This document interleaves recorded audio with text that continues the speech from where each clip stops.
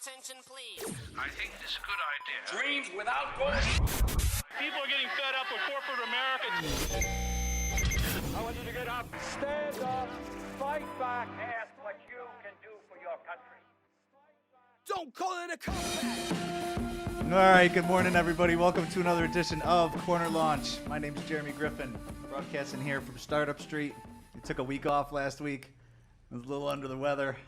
Wasn't feeling great.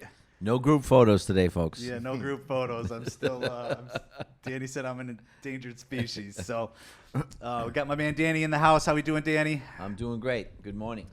And we're joined today by one of my fave people, real estate sector, multifamily expert, Brian Chavis. What's up, Brian? What's up? He says that about everybody, Daddy. One of my favorite. Well, I don't know a whole lot of people in the multi-unit sector, man. So I'm automatically you're favorite. automatically the favorite, Oh, right? Man, You're automatically the favorite. I appreciate that. By default. I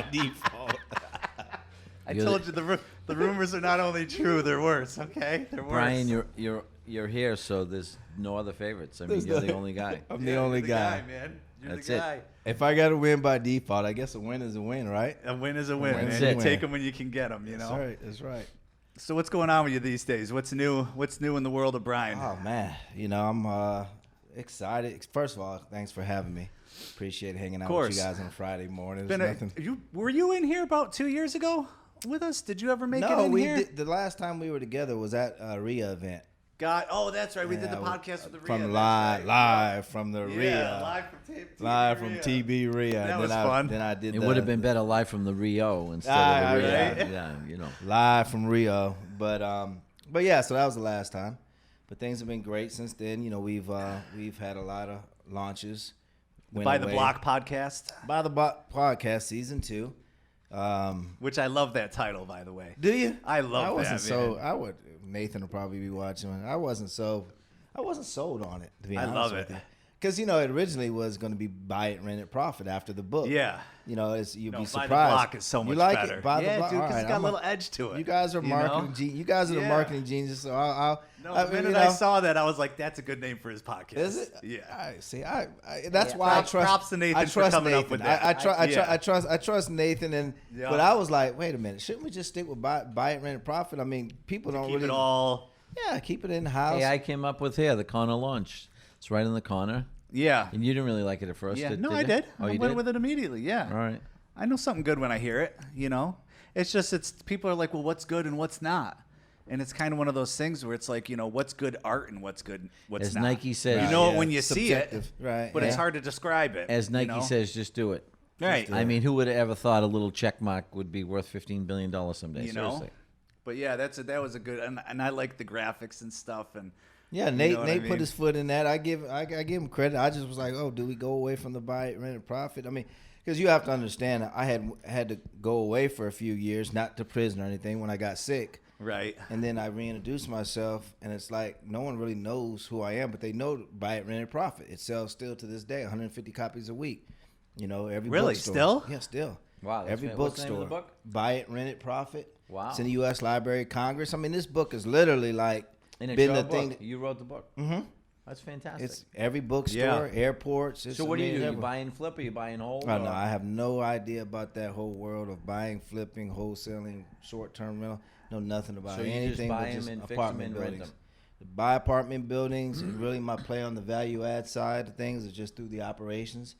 Minimal rehabs. Bought a building in downtown St. Pete. People thought I was crazy, but now that there's a high rise, 56 stories going in right across the street, starting at $1 million. So I just see the land value of the project. New pier. Look at how crazy I am now, sucker. I'm some dumb, but I've never been plumb dumb. So Right. but sometimes you just got to shut up and you just show people. I was like that even with the book. I was selling the book Buy It, Rent It, Profit is really a relative of the operations manual that I sold out of the trunk of my car. The first couple I ever sold was to the original TB RIA before Greg took it over. And these groups, I would sell them out of the trunk of my car. I would meet people at the Kinko's here on Dale Mabry and sell this thing out of the trunk of my car and hold little meetings in the closet at Kinko's. They allowed me to do it because one of the guys went to the TB RIA meetings and managed the Kinko's. So he would allow me. He said, clean out the closet. You can have it. So I cleaned it out, put a table in it. I would hold landlord meetings and sell these manuals for $350 a pop. And then I gave one to Gary Sheffield. He was A-Rod was buying up a bunch of apartment buildings throughout Tampa. Chef decided he wanted to do it. Show him a few things. We hang out during the spring break. I show him about multifamily so he can understand what was going on, what A-Rod was doing. I don't know. He was writing a book called Inside Power, right? So I'm selling my manual and I'm even selling it and meeting people at Barnes and Noble, saying to myself, one day this book is going to be on the shelves. Just not how, who knows. But so anyway, fast forward. I'm sitting in a car with Chef, and his book agent calls about Inside Power and asking him some questions about, hey, look, we need to finalize. We got this, blah blah blah. And Chef was doing something, and he was like, hey, talk to this guy right here in the car. I got to go do something. So he leaves this book agent. I didn't know who it was, but David Vigliano, one of the biggest agencies in New York. Okay. I'm like, radio silence on the phone. I'm listening. And it's uncomfortable because Chef is just like blows the guy off and just leaves the car. And typical Chef's like, hey, I got to go do something. I'll be just talk to this kid. Talk to my man Brian. Hi Brian, how are you doing? How do you know Gary? Oh man, I'm just. And that's why I started talking real estate. I'm his batting coach. Right. Yeah. I'm not his batting coach. I don't think Chef needed a batting coach, but not his coach. But I tell him, I'm here showing him about real estate. And, oh, you do real estate? Yeah. Real estate in New York is crazy. Blah, blah. So we start talking. So yeah, and he's like, so what else do you do? I said, yeah, and blah blah blah. And I start talking about this book. He said, oh, you said you have a book? You wrote a book, a manuscript or something? I said, no, it's no manuscript. I'm selling it. Right. It's a manual on how to operate and maintain the property. Chef's got one right here in his car, so he learns how to run it. One day when he wants to buy it, he'll know exactly the concept. Right. Oh, how much do you sell that thing for? $350. And the man was like, "Can you say that again?" I said, $350. He's like, $350 you sell this manual for? I said, absolutely. How many do you sell a week? I said, about 5 or 6. But I have a full-time job. I manage apartment communities. 5 or 6 a week, $350 a pop. He says, can you get me one of those and send it to me? And Chef gets in the car by then and then starts talking to him. He's like, oh, yeah, this dude, he's the man. Talks me up a little bit. And so the guy was like, okay, yeah, send that thing out to me. And send it out to him. Don't hear anything for I don't know, 2 months. Right? Months. And so I forgot about it. Then I would go fly out to Vegas. At the time, Winky Wright was also, I was working with Winky and doing some things and fly out. He fights. I believe it was Tito. So the day after the fight, I'm at the Bellagio, I think, or Caesar's Palace. And I go out to the pool to have, my breakfast. No one's up because we're from the East Coast. It's early in the morning. I'm by the pool by myself. Only thing you hear is those damn waterfalls. Right. So I'm out there. Phone rings. New York number. Pick it up. It's the guy. Brian. David Vigliano here. Who? David who? Like somebody shot him out of a cannon. Yeah. Oh, yeah, exactly. I'm hungover and tired. So, you sent me the book. We love it, baby. We got action. We got action on this book. I've got an agent here ready to go. He loves rentals. He does rentals on the side. He says your book is the most informative. When can you get to New York, baby? When you want me. How about tomorrow? We put you on a red eye. So the rest was history. I go, negotiate, end up getting the biggest of the biggest, Simon & Schuster, signing to a book deal, and yeah, man, the rest was history. The rest is That's history. unbelievable. Now it's in the U.S. Now it's in the U.S. Library of Congress. Now how much? Which is cool, by the way. How many total copies do you think it sold? Right now, I don't know. The royalties are good. Right. I got but if that you're vehicle. still selling 150 a week. And it's 2009 it launched. Then this has been going on for over a decade now. Yes, sir. But you got to pay back your royalties. It's Well, like the music obviously business. the book it's is like the music business. You give you a nice, healthy check up front, get you excited. And then they whittle it down on the back Right. end. Well, you were talking about going to Italy and stuff, so I traveled the world on those book royalties in the beginning. So Right. a lot of travel. Now, usually on a popular book, they get $2 to $4 million up front. Michelle Obama, they gave $52 million up front for her book. I'm no Michelle Obama, by the Well, way. yeah, For your she might have a little No, bit but more I'm For name your viewers, recognition. I'm no Michelle Obama. I mean, if somebody's giving you $52 million up front for a book, Right. there's a lot of other stuff in there. You know what I mean? I No mean, one how just, that's interesting with the way that the royalties. And at the work. time, it must be noted, I negotiated. I'm not who I am today, where I have my own team of attorneys and Right. advisors. So I'm negotiating. Well, with you're all doing the, it out of the Kinko's room, basically. right. Yeah. So I'm negotiating with all Brian. these attorneys around a table this large in New York, Right? right? Are you out of the closet yet? I just want to know that. Oh, what? Out of the closet. You were in the closet, you said, for a long time. Oh, yeah. Did I say that? Yeah, scratch that, edit that. I don't mean it that way. So, media, we can't have any. So that's a lot. That's a lot of copies of the books and whatnot. Yeah, man. I So know when we were talking before. Go ahead. Did you go on tour, a book tour? And Yeah, did the book tour did several you do years. lectures and have audiences and all that? Lectures, Very cool. university down Miami. So I Wow. did for 3 years, I did a continuous lecture at the University of Miami, our Miami Association of Realtors, which is the largest association at the time, largest real estate association. So did that 2 times a month, would go down and give Miami lectures. Now, did you figure all Miami this out? Association bought Broward at the time. They Gotcha, merged, okay. and so it became the biggest down there. And then I went down there and gave these lectures twice a month Now, did you figure everything out on your own, or did you on the fly. just take bits and pieces of stuff that you learned from other people and decide to create Pull a it book all. that- Yeah, always bits and pieces from what you learn from. So I had a unique fast track to the educational, which leads you to where probably where we're going with the Matrix and some other stuff, our educational consulting business. But I was a teacher for the certified apartment manager course for the multifamily industry. So I had a fast track to all the curriculum and knowledge and training. So all of that, I just put the resources, the best of the best, and made my own. And brought it to the masses because it was just really held for the people in the industry, that knowledge and those procedures manual. So my inspiration was to not write a book; it was to write a procedures manual. This is how it's done. That I think is what probably in terms of your book thing is what's the most awesome aspect of it was, like you said, it was the operations manual, and you just took everything that you knew on how to do what it is you did, turned it into an actual operations manual. Started sold selling that at a premium, to which point somebody said, well, this is really good shit. We can condense this down.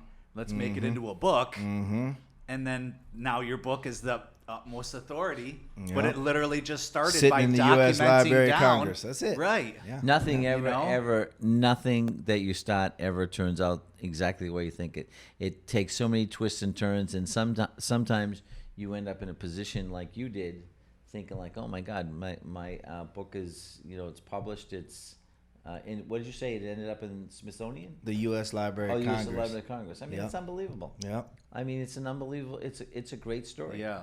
So Yeah, the Matrix thing, the online stuff that we were talking about That- before we that got going. That came out of a need, just like the book. You look at the market. When I came back in after being sick, I was out with a brain tumor. Most who know me or follow me. For your viewers who don't know, I didn't who know I about am. I had a brain tumor.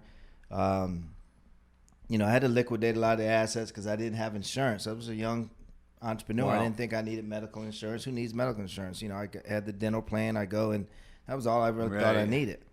Now, did you have cancer too? It was a more. benign? It wasn't cancerous as much. There was cancerous cells, of course. All tumors have, a Right. certain level. It was a grade 2 is what they called it. Egloplastoma, whatever. I don't know. Don't ask me what the term. But the problem is where it sat. You can see the scar here. Right. It sat on my motor cortex very close, and so no one would touch it because to remove it would mean they would have to paralyze me, and they didn't know how if I would ever get any of my movement, my speech, anything back. So years I had to deal with giving these lectures and having these seizures and all this stuff. It was just extremely painful. Chemo, all the various different things that you see people go through and struggle with, and then Finally, a doctor surgeon out of All Children's / Moffitt, not All Children's, Tampa General / Moffitt said, "Hey, look, let's map his brain. Let's see. He seems to be athletic. Let's see." And thank God I am, and thank God I feel I'm ambidextrous. I do what I can do with my right. I can easily do with my left, if not sometimes better. And so I think that helped with a lot. When they mapped my brain and my ability to be able to see, they were kind of shocked the way my brain, the nerves went around the tumor. Some went through it, but most of it went around. So anyway, long story short, they map your brain. They ask you to do a series of things, tap the desk, talk, do whatever, see what part of your brain lights up, map your brain, get you under there, wake you up and remove it while you're awake, and speak to you and see how far you're paralyzed. And of course, I did lose speech and lost my mobility. So I had to get those things back, had to go into recovery, do all those things. So I was away from the whole. How old were you when all this happened? That's a good question. I was it wasn't that long ago. It was mid 40s, early 38, wow. 39. Wow. So 6 years ago. So went away, came back, and then everything was different. Social media boomed. There was a new expert on every corner. Yep. So I was everyone's an expert all of a sudden. Everyone's an expert all of a sudden. So having a book really means nothing. Being published by Simon & Schuster in today's times, for the most part, it really means nothing unless you're trying to get on Fox or CNBC. Then they look at that and they go, yeah, he's really credible. Right. He's not a fly-by-night kind of guy. But for the most part, trying to get your voice heard in social media, everybody's an expert now. And everybody can do self-proclaim and say, hey, look, I got these testimonials, and make themselves look bigger than life. Take a picture in front of a plane or a car, and you're bigger than life. Yep. Put out regurgitated information, you're bigger than life. So it was tough. Isn't that the truth, though? It is. I mean, we're here. No one has any original ideas anymore. Yeah. No, and the thing is, I don't mind that, as long as you've done it. As long as I can see a track record where you've actually done it. If you're everything's new. What I'm doing is not new. I was taught by the multifamily industry. Right. I can't take credit for it. I didn't sit there and go, let me come up with a leasing program and qualifying criteria, rules and regulations. No, this is what someone taught me in the industry. So I get that, but I did it for 15 years. I've turned properties around. I won awards for the Tampa Housing Authority. There's things that I've done to prove my track record. Big whereas now you can just jump on doing the tasks versus telling people how to do the task, right? And selling a product that that you probably, like I said, piece together. So, is what it is. This is the market. This is what we're dealing with, and this is what I have to deal with. How do I make myself different? So, I did the podcast tour for a year just to get a feel for everybody. All the experts did their shows, get a feel for who was what and what was what and what they were doing. They thought I was just there being on their podcast, but I was more so kind of really getting a feel for how and where am I in the grand scheme of this new media? It's chess, not checkers. So gotcha. where do I see the openings? And so I seen the openings in the lack of real true education and certification. I come from the world of you got to be certified, get your training, go through, get all of your your credentials, right? Get a certificate at the end. Now we know, renew it every year to make sure you're staying on top of the changes. That's the world I come from. I don't see that. You see all these newly minted syndicators and funds, but no regulation. It's like no education. Education was a fixture in the multifamily. You go get your CAM. Go get your CAM-T, your maintenance, your leasing. You go get these certifications. You maintain them if you want to stay in the industry and move up. There was all of the education, training was like at the top. But now it's just a free fall. All you got to do is put money together, raise money, be good in front of a camera, have a good looking slick photo marketing. They even have guys now. They have stings where they round up all these unlicensed contractors, and it's not just a couple; it's hundreds. They'll run these ads and line them all up, and it's unbelievable. They actually convince people to give them thousands of dollars up front, and they either don't show up or the work is so bad, and that's why Florida is so stringent on licensed contractors. Well, you're going to see that with the SEC. You're going to see that with the syndications. It's a good and it's bad. We want to make it easy. We want to make it accessible to everyone to have these opportunities and afford these opportunities to do larger deals. But now banks, when you're dealing with especially with commercial lenders, They want to see someone seasoned, and even if you have money, they're like, we still want to know that somebody understands how to operate this. So there's still a level of, we got to get some education and training, and we don't necessarily want to see that you went to a 3-day boot camp, right? And think you know about multifamily after 3 days. And then speaking about books, it's amazing how many people write these how-to books, and they never really tell you how to do it. They just throw all this information in there. But there's no end game. It's you know what syndications of info. Oh my God, it's unbelievable. But there's not really well said. There's not really a step-by-step thing on how you do it. They just throw all this shit in, and they mention all these different players, but they never really tell you how to do it. And I think that's what was the different with us. And so when you're trying to make this online university, right? What are you calling it again? MultiFamily Matrix. The MultiFamily Matrix. Oh, I love that. Great name. So when you're developing that, right? What were some of the points in the actual, process of developing it that was like, okay, cool, we got to have this, or how on earth do we fit this? Because some of it's real world, you know what I mean? And like it's very difficult. So going in, be honest with you, we had no clue. We had no clue what we wanted to do. We started with the podcast. Yep. Let's just start getting the information out, letting folks know you, put all these questions to you, let you answer. So, because you can see I'm not a dodger of questions. I'll go in depth, and I'll even stop you and say, no, let's go back and let me explain what I'm trying to. And then we said to ourselves, what are people not getting? And so the Matrix, we did these live lectures. So I would create lectures, almost like sermons, like a preacher does a sermon, and he has a series that he's going to talk on every Sunday. Are you a minister too? Are you a minister too? I'm a minister of multifamily. So. So that's where Joel comes in. Right. But here, you're right. So I listen to and see the best of the best do their thing, and see why they attract large crowds. And to be honest with you, I am a huge fan of Joel Osteen. So, and I will defend Joel. I'm a fan of him, but it's brilliant in the way they deliver what they do. If you can't sit and look at entrepreneurs and see, there's brilliancy in everybody. I'm not a Trump fan. Right. But there's brilliancy in the way you get a message across. I'm going to look at a lot of various different things and see the brilliancy of what people do. The ability to take that 5,000-foot view with anyone and learn is really freaking. And why wouldn't you do these things? I mean, who cares? But anyway, let's not go there. So the Matrix. Let's go there. Come on. I'm doing. I think I did already anyway, but I'm doing all of the, doing the these lectures, and then. We started attracting these groups, and then Nathan was the brainchild behind it, is taking these other courses and watching some other programs and learning how to create memberships.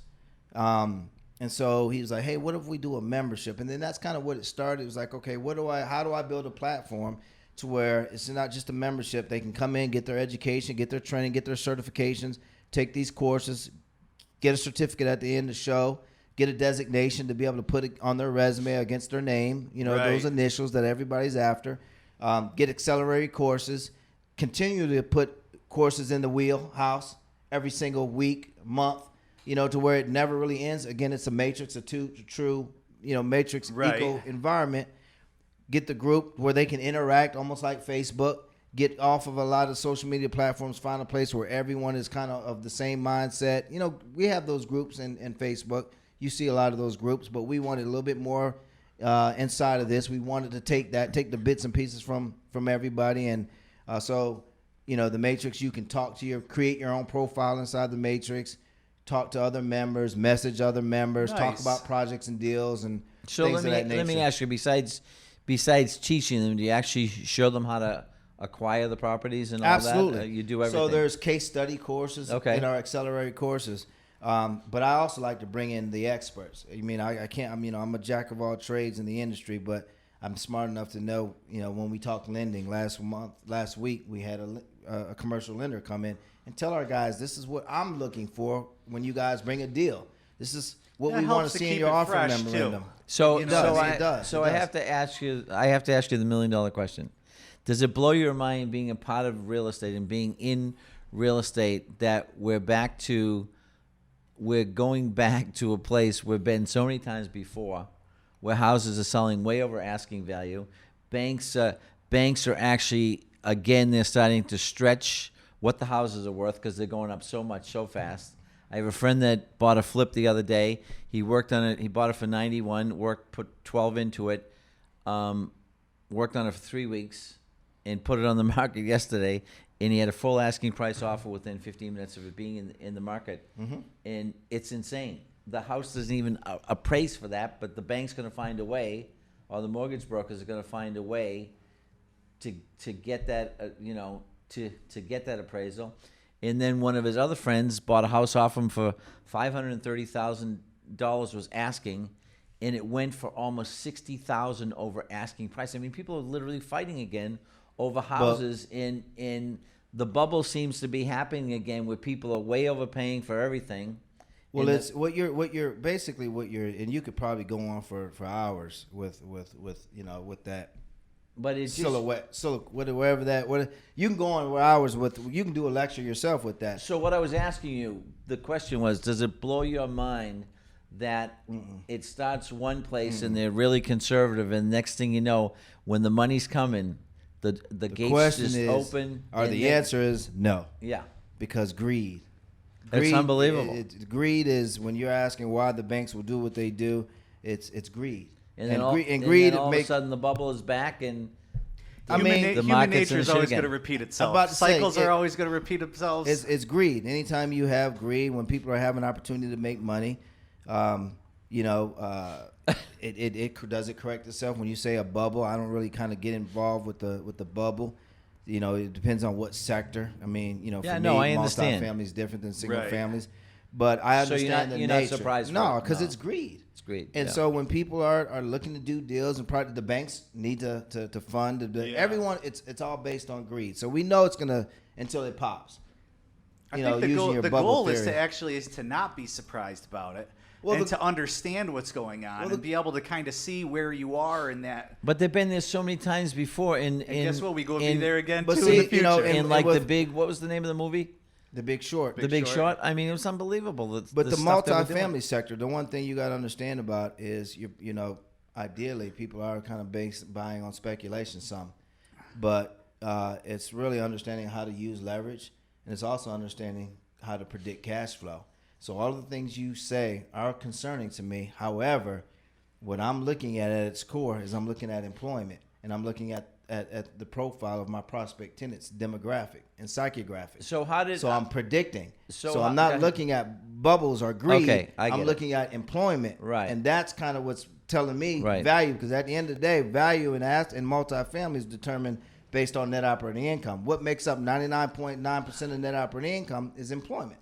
I mean, I guess for me, the most surprising thing is like one of the girls in the movie, she was a stripper. She owned like 7 or 8 properties, never took a penny out of her pocket, just kept buying stuff. And then when the shit hit the fan and nobody was paying the rent, they foreclosed on all these things. But it's amazing how many thousands of mortgages they wrote with no money down and interest only. Greed. But I mean, interest only for the first 3 years, and knowing that the people couldn't possibly pay the mortgage when the principal came into play, but nobody went to jail. And then they get bailed out. Nobody went to jail. How could nobody go to jail? I mean, when you know, that's the way the cookie crumbles. Yeah, but now you're getting into the politics and bringing in all various different. Of course, there's not people going to go to jail. It's in order to really have an environment the way we have it, a free market. One has to understand that greed plays a part of that, and you have to allow. It's almost like you have to allow a certain amount of criminal activity, to keep the ecosystem going. Let's get in. Without the criminals, there's no need for the police, and there's no.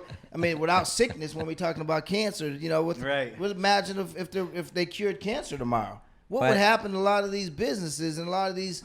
I mean, I'm not trying to go down that rabbit hole. Right, I understand what you're saying. But listen, I'm just saying you need. By the way, I'm happy you're healthy. I'm happy you're here. Well, thank you. Even though I don't know you, you seem like a great guy. I'm blessed to be here, man. Yeah, absolutely. I am definitely blessed to be here. Absolutely. Yeah, no, you made it through it, man. It's all very right, so cool. real quick before we get wrapped up here, people that are interested in the Matrix, the multifamily Matrix. Yeah. Where do they go to get more info? This is difficult. On that? Ready? MultifamilyMatrix.com. It's so difficult. It's multifamily. Just go there. Google they Brian just sign Chavis. up Yeah. and Well, yeah, we don't want you just signing up. We want you to go, and obviously people are going because they want training and certification. So if you're in the industry, it's kind of more so geared to those that are already in the industry that need those credentials to put on their resume, and to satisfy the lenders. And you're raising money. People want to see that you have experience as operational, have operational experience. So it's to get your certifications and training. So on your things, do you guys do just multifamilies and apartment buildings? I mean, do you do any Airbnb with the ones that you own, or? I do. You do. In downtown St. Pete, I have one Airbnb in there. Okay. Yep. And do you ever buy hotels or anything like that? That's a good question, and that's probably a whole nother segment. But I'm actually looking, when you're saying what model am I looking at right now, I'm looking at a lot of these hotels that I feel like will be in trouble in the Central Florida area, the Orlando, the Kissimmee area, smaller operators where I could swoop in and possibly, work something out and turn it into an apartment building. I mean, I know there's a lot of hotels with what went on the last year.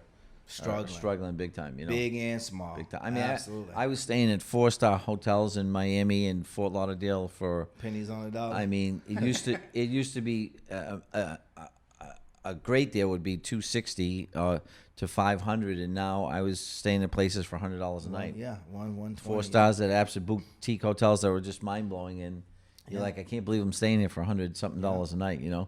It's like that's like the Motel 8 rate. Normally, It is. There's no Those doubt. big guys will they'll weather the storm. Yeah. They'll get some the bailout banks money, they'll too. get bailout. The banks will work with them in forbearance. They're in special services. Those middle tier guys. Yeah, the special services, but it's who I'm keeping my eye on is the middle tier guy, the single operator, the smaller operator. Those are where you're going to see. So some listen, if opportunities. anyone's even in the multifamily space as well. If anyone's in trouble out there, call us and we'll get in touch with Brian. We'll And send we'll you make a it bagel happen. with a cup of coffee. The price has to be right, and we'll deliver. Apartment rescue, buddy. Yeah, so you can Google apartment rescue, and Oh, that's great. we'll Let's help go. out. We'll bail you out. That's Absolutely. awesome. Let's go. Well, Brian, I really appreciate you coming in as always. It was man. awesome, man. Always It was good awesome. to talk to you. Always Fantastic good. story. Always good to have a conversation or be seen to have a conversation, especially with you guys. Yeah, man. And listen, You are Brian, a lively bunch. Brian, if things ever get rough, that Escalade is so big, you probably make that into a 2-family. That thing is so big. There you go. I can rent that out as a duplex. It's a good idea. You got to keep this guy around. He's got a ton of good ideas, man. He not only brings the best He's coffee one of the in good town. guys too, man. Yeah, So. I can tell. I like him. We got to do this I more mean well, often. man. I mean well. All You're right, the cool. man. Well, I appreciate everybody listening. Until next time.